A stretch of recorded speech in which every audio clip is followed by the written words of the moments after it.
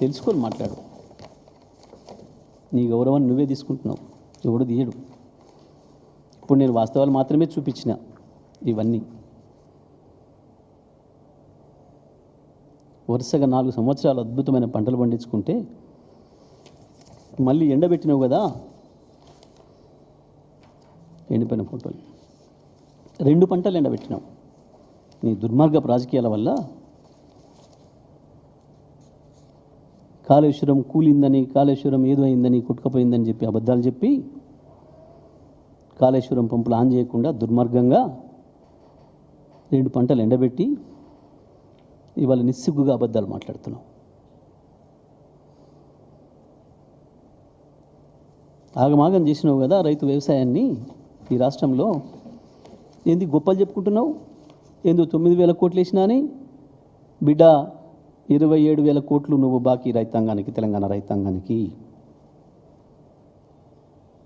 రైతు బంధు బంద్ అయిపోయింది, భరోసా అడ్రస్ లేకుండా పోయింది. ఇప్పటికి 3 టర్ములు బాకీ ఉన్నావు.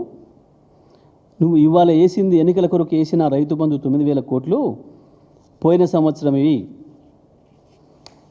తెలంగాణ రైతు లోకం కూడా గుర్తుపెట్టుకోవాలి, మనకున్న బాకీ ఇంకా 19,655 కోట్లు. రేవంత్ రెడ్డి మొత్తం ఇయ్యలేను. రైతు భరోసా ఇంకా 19,500 కోట్లు బాకీ ఉన్నావు. ఇప్పుడు యాసింగిది, ఇప్పుడు వానకాలం వెయ్యాలి. నువ్వు జబ్బలు జరుచుకొని గొప్పలు చెప్పుకున్నంత మాత్రాన రైతుల కడుపు నిండదు. వాళ్ళ జేబులలో పైసలు పడతాయి కదా. నువ్వు ఎన్నికల డ్రామా, ఎన్నికల స్టంట్లు భాగంగా చేసినామనే సంగతి తెలుసు. ఇవాళ రేషన్ కార్డులు అందుకే పంపిణీ చేస్తున్నామనే సంగతి తెలుసు. నీ ప్రతి అక్షరం అబద్ధమనే సంగతి ప్రజలకు తెలుసు. తుంగతుర్తి, నల్గొండ జిల్లాలో నీవు నీ కాంగ్రెస్ని పాత తెలుగుదేశంలో కలిసి నాశనం చేసిన జిల్లా. ఏముండే ఆనాడు? ఎన్నికలు వస్తే కొట్లాటలు, కేసులు, హత్యలు, ఊరుకు 4 సమాధులు తప్ప, ఆ సమాధుల చుట్టూ పెరిగిన కంప చెట్లు తప్ప నా తెలంగాణ, నా నల్గొండ జిల్లా పల్లెల్లో ఎన్నడూ వెలుగు లేదు.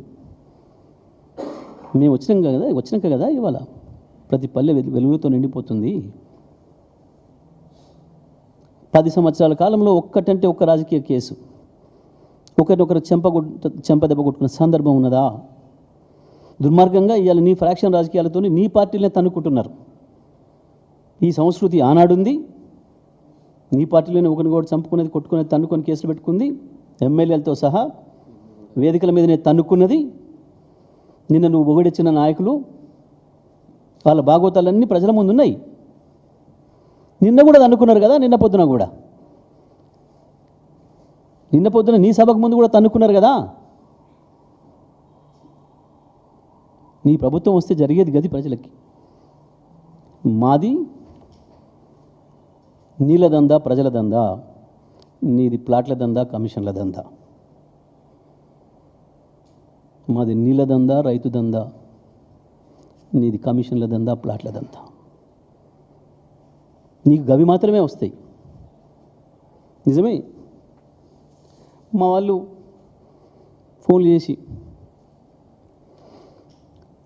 సార్ వచ్చి గమ్మత్తుగా మాట్లాడిపోయిండు. అప్పుడు ఎందుకంటే మన ఊళ్ళల్లో వీధి భాగవతాలు చెప్పేటప్పుడు రామాయణాలు, మహాభారతాలు మా ప్రాంతంలో ప్రజలకు చూపించడం బాగా అలవాటు. అంటే మన సాంస్కృతిక వారసత్వాన్ని చెప్పడానికి, ప్రజల్లో లైవ్గా ఉంచడానికి ఆ కాలంలో అవి ఎన్నుకునేది. అవి మా తుంగతుర్తి ప్రాంతంలో మరి ఎక్కువ. ప్రతి ఊర్లో ప్రతి సంవత్సరం ఎండాకాలం ఉంటుంది. దాంట్లో అప్పుడప్పుడు మధ్యన ఏదైనా పాత్ర కొంచెం బోర్ కొడుతుంది, నిద్రపోతున్నారు ఎదురుగుండాలి అనుకున్నప్పుడు మధ్యన ఒకడు వస్తాడు. కొన్ని ప్రాంతాల్లో బుడ్రకాన్ అంటారు, కొన్ని ప్రాంతాల్లో బాఫూన్ అంటారు, జోకర్ అంటారు. అందులో రాజు పాత్ర రాజుది ఉంటుంది, మంత్రి పాత్ర మంత్రిది ఉంటుంది, సైనికుడి పాత్ర సైనికుడు ఉంటుంది, మధ్యన ఈ పాత్ర వస్తుంది. కానీ ఈయన అన్ని పాత్రలు ఈయన వేసిపోతున్నాడు కదా సార్. ఇక్కడికి వచ్చి రాజు పాత్ర ఈయనదే ఉంది, మంత్రి పాత్ర ఈయనదే ఉంది, బుడ్రకాన్ పాత్ర ఈయనదే ఉంది. గట్లా ఉన్నాయి ఈయన మాటలు అని చెప్తున్నారు నాకు ఫోన్ చేసి ప్రజలు అక్కడి నుంచి. గిది నీ స్థాయి ఇవాళ ప్రజల్లో. ఏ సభ పెట్టినా ఎక్కడికి పోయినా వేదిక ఏందో తెలుసుకోకుండా బడి పిల్లల కాడికి పోయినా అదే, ఐటీ పిల్లల కాడికి పోయినా అదే, కేసీఆర్ మీద ఏడుపు, కేసీఆర్ మీద బూతులు తప్ప నీ బతుకు ఇంకొకటి రాదు. మేము మాట్లాడలేమా? మాకు రాదా భాష?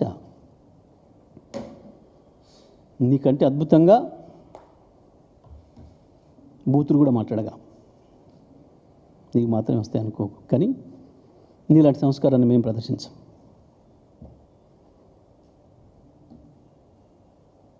ఎందుకు ఈ అబద్ధాలు? ఏం తెచ్చినావు? నీళ్ళు తెచ్చినావా? 3 రోజుల్లో ఇస్తావా? ఒకడేం దేవాదుల నుంచి ఇస్తా అంటాడు.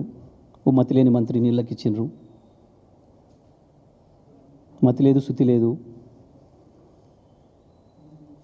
ఒక్కరికి సోయి లేదు మంత్రివర్గం. మంత్రి నుంచి మొదలు పెడితే